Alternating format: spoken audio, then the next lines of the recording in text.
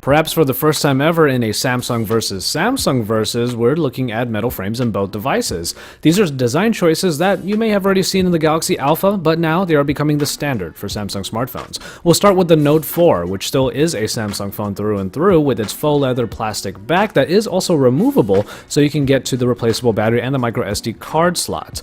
The signature Samsung layout is up front with the tactile home button, integrated finger scanner underneath, and the recent apps and back buttons flanking it, with 2.5D glass adding a little bit of visual flair to the front of the device. And if you go to the bottom, of course, as this is a Note device, we of course have the S Pen nestled in the corner.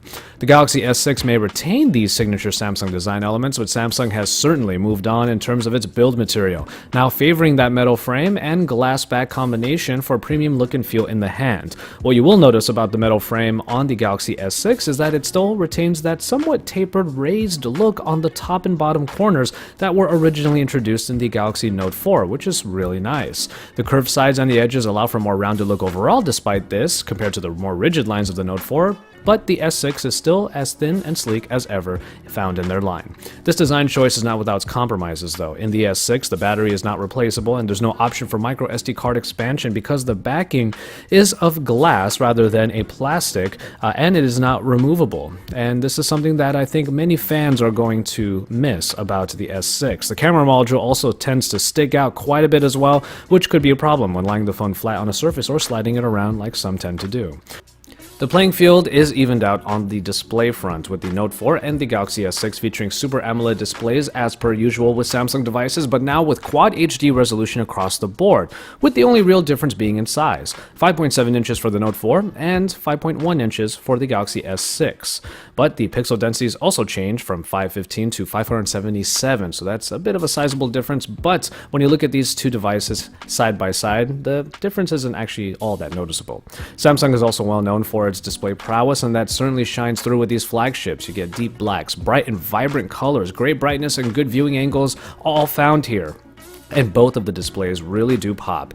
But nonetheless, both of these devices should provide very good media experiences no matter which one that you choose, and with the 5.1 inches being the size that we pretty much prefer when it comes to handling, maybe that is a compromise many of us are willing to make.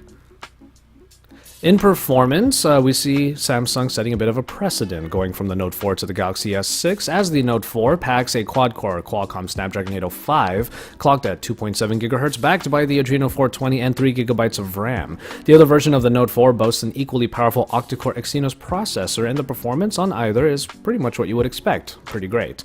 But with the Galaxy S6, Samsung seems to have given Qualcomm a pass this time around, as globally the S6 will be packing an Exynos 7420 along with 3 GB of RAM. Now the S6 just oozes power, and I cannot emphasize this enough that in the little time that I did have with the Galaxy S6, I thought that its version of TouchWiz was probably the best and most fluid one that was available yet. The transitions look very nice, and it was actually kind of scaled back in terms of just the feature set that is really in your face from the get-go. And I did enjoy my experience with it already, and we'll see what it's like in our review units. Things remain largely identical in terms of additional hardware though, with both featuring fingerprint scanners and heart rate monitors. But the S6 doesn't come with expandable storage, and of course the big plus point for the Note 4 is the ability to use the S Pen stylus. But if you are using the Note 4, as many have, without the S Pen, that's perfectly fine as well, as it performs just as well without the stylus experience. On the battery front, the Note 4 packs the larger 3220 mAh battery compared to the 2600 mAh unit of the S6. Of course, the battery is also replaceable with the Note, and so we'll definitely have to see how the S6 performs in the real world to see if its non-removable nature makes any sort of impact. The Exynos 7420 is said to be a lot more frugal with its power consumption, so the step down in terms of battery size maybe will not matter.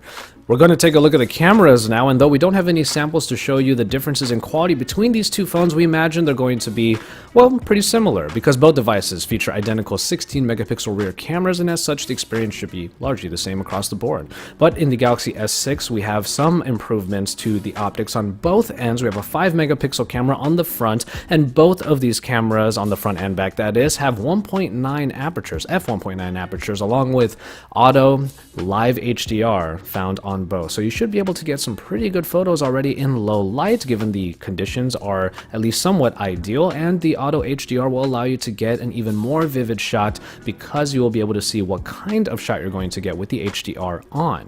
With more testing required, we can certainly expect that, at the very least, that we will get more of the same from the Galaxy X S6, if not even better, and that's something we're really excited to test out once we get our review unit. And finally, in software, we do find it pretty easy to dismiss the next Samsung iterations, as has been the case over the last couple of years, because TouchWiz is TouchWiz is TouchWiz. That's always been the case, but it seems that that story has changed this time around. But TouchWiz is always usually packed to the hilt with features, with even more so being found in the Note 4 because of the S Pen, and all those additional features do tend to be a little bit overwhelming for plenty of users. That being said, a lot of the Note 4 features, despite not necessarily being used, do have a function in one way or another, and a number of the features like multi-window and certain clipping features of the S Pen do tend to help out from time to time. So for some users out there, especially those who use the S Pen, they may have a great productive experience with the Note 4. Things are certainly different with the S6 though, even if not aesthetically so much. The number of features and applications pre-installed have been kind of reduced, with users now given the option to pick and choose what they want and what to uninstall. In the S6 as well, like I said before, a lot of the features that you're usually used to having in the S6 don't seem to be all up in your face anymore. And because of that, you have a much more fluid experience going in and out of the home screens and through the app drawers, and even with the notification dropdown, which usually shows all of the different features that are available, but this time around didn't really seem to be all that overwhelming. For veterans of the Samsung ecosystem, you might find the S6 to be a breath of fresh air, especially if you think that TouchWiz has gotten a little bit too big for its britches over the last year or so. That being said though, the Note 4 brings a lot of great features to the table, and you can always turn off the ones that you're not going to use. But that being said, the S6 kind of might be the experience we've been waiting for from Samsung, and we can't wait to get our hands on it to take a look at this version of TouchWiz for our full review. And so there you have it for this quick look at the Samsung Galaxy S6 versus the Samsung Galaxy Note 4. These are the two giants currently in the Samsung ecosystem, and they are certainly worthy of the term flagship. What matters here though is what features you really need in order to get the most out of your daily smartphone usage. It seems to us that the Galaxy S6 is trying to retake the flagship name, but Samsung had to compromise in creating a very sleek and very thin and very beautiful device in removing some of the features that really made Samsung one of the top device manufacturers of the Android world. But if you really need things like the replaceable battery and the micro SD card slot, you can always find that in the Note line, and from our assessment, we think that the Note line is going to have all of these features going forward. So if you need the full feature-packed device, then maybe the Note line is what you're going to stick with. But the S6 looks like it's going to change the game a little bit, and we're excited to see where that goes. So keep it tuned to Android Authority for our future review of the Samsung Galaxy S6, and for a more in-depth versus between these two devices that I will do once I get that review unit. But until then, you can keep it tuned here and watch the rest of our coverage from MWC 2015 in Barcelona, Spain. I hope you enjoyed all of our coverage, and from there, you can keep it tuned here, drop us some likes on our videos, and subscribe to our channel if you haven't already. And then remember to head on over to AndroidAuthority.com, because we are your source for all things Android.